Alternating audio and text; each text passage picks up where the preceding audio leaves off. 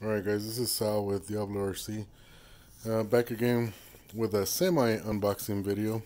I already took it out of the box because the box is ridiculously big and just gets in the way, and I have nobody right now to help me record this, so I'm doing this by myself. Anyways, I'm going to give you a quick overview of what they've changed so far on the, sorry that's my dog, on the new 2.0. Obviously, from the exterior, everything pretty much looks the same. They say that the wing is a little different, and it is because the old one just didn't have any ventilation in it. This one does. As you can see, it has an air wedge in there. The other one just went straight up. From the outside, it looks pretty much the same as the old one, but when you open it up, it's quite a few different things. Now let's start off here with the body. These came from the factory. I used to add these on all the time because mine broke and the heads used to pop off and fly off all over the place. And it was lucky. I got lucky sometimes when I found them. Otherwise, I had to order new heads. But notice these cutouts here. This one is for the fan here. It lines up with the fan so you can get better ventilation on the ESC, and the other cutout is for the power button, so you can close it now, and you can have access to the power button. I don't know if you could see it in there. Let me grab my flashlight. I don't even know where it's at. Well, anyway, it's for your power button and your fan there. Another huge change that they made. I don't know if you noticed this, but the shocks are different. Not only do they have the Fox emblem, but they're wider and they're a little stubbier than the old ones were. The old ones were a little bit longer, and they didn't look as nice as these did because they were just straight aluminum, anodized aluminum. They did beef up the steering linkages here. The plastic is a little thicker. The linkages themselves are thicker.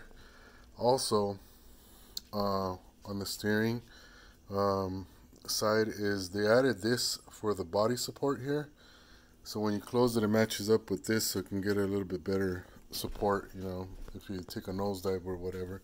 They completely redid your support here. The support bracket is way thicker than it used to be. So now the chassis is getting a lot more support.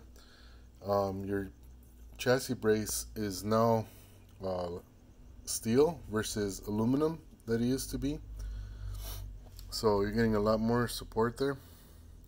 Your shock towers are now aluminum. It's 6mm aluminum versus your, I think there were 8mm if I recall. I think there were 8. The old ones that were plastic. Now these are aluminum.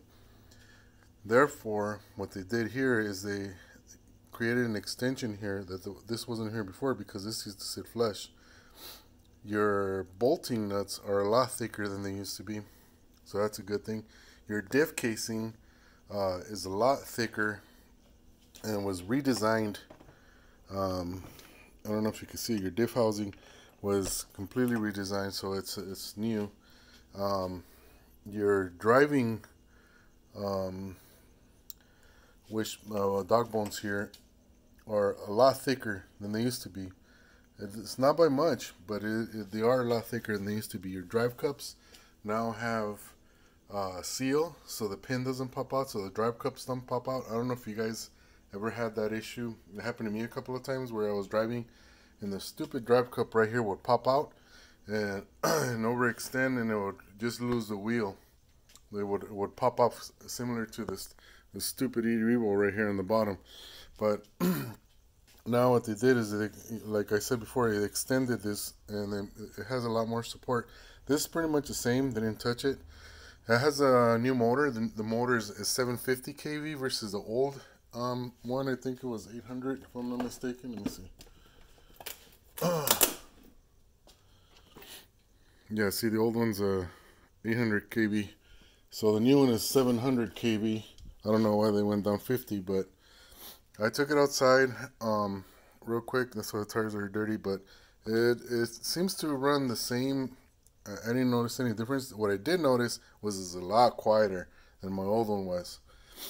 So another thing that they changed here was this is the old bracket, right? This is just like the old bracket, but in addition, they put this new one that goes all the way down the center over here, and it covers a lot more of the chassis, so it gives it a lot more rigidity and support.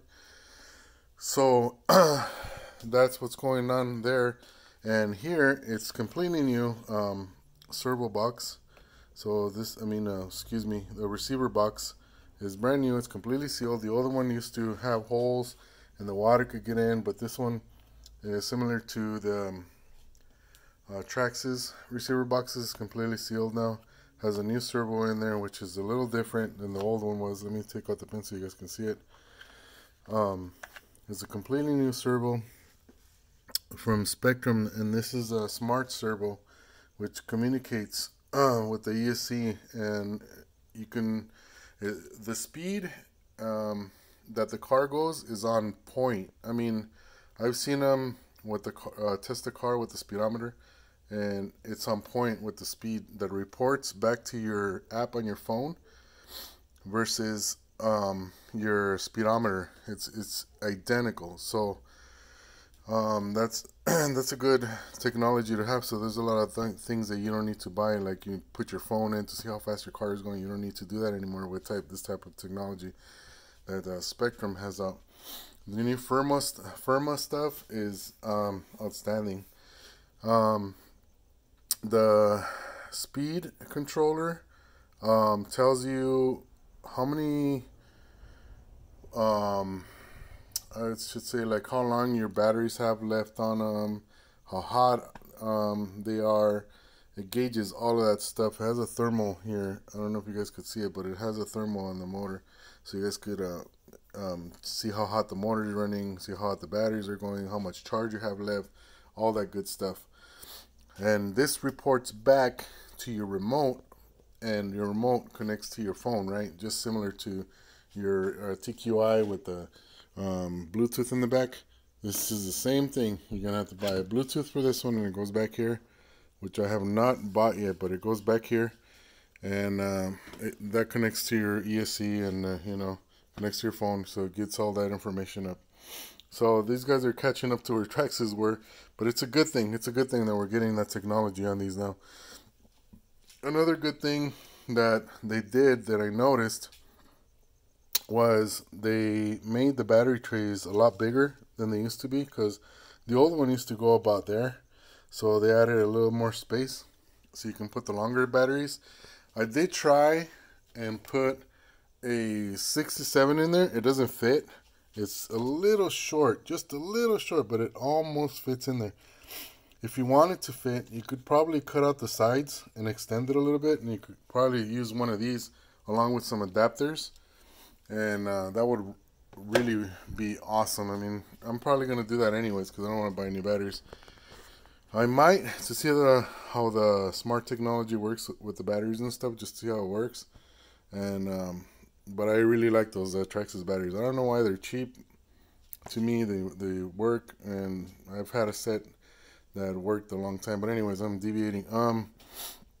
Aside from that, anything else that's new is your servo. Now the servo is all metal. It's a 5th scale like the old one was, but this one's a lot stronger. I took it outside, and it turns really well. It's not like the old ones where you needed a freaking football field to make a left or a right turn. That was ridiculous, and everybody was buying the new high-tech, servos here, which would replace this one, and that was another extra $100. So I'm glad they upgraded the servo, and this push and pull system, I love it. It works really well. Aside from that, if you don't want the one servo, you could always move the servo to each end, right, and connect this to the middle, and you have 2 servos working instead of the one, and there's enough space to do that here. So they made it so it's wide enough for 2 servos now, or you can convert it into a gas, whatever you want, I'm an electric guy, so I like my cars like this. I don't like dealing with any other gas stuff. But anyways, you went through the motor, you went through your speed controller there, you went through the servo and your receiver. The remote is the same as it was, is the DX2E. Nothing's changed, the same thing. Like the only cool thing is that you can now use the port for the Bluetooth, and you can actually take advantage of all this good stuff. But that's a quick rundown of the new 2.0. I hope you guys liked the video. I tried to stay on point as much as I could. Aside from those points, I may have missed a thing here or there, but they're not as important as the ones that I did touch down on. And I'll see you guys in the next video. Thanks for watching.